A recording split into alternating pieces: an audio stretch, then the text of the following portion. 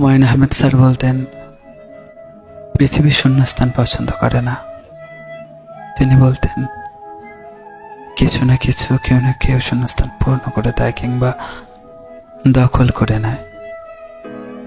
আমার মতে কথাটা সত্য না।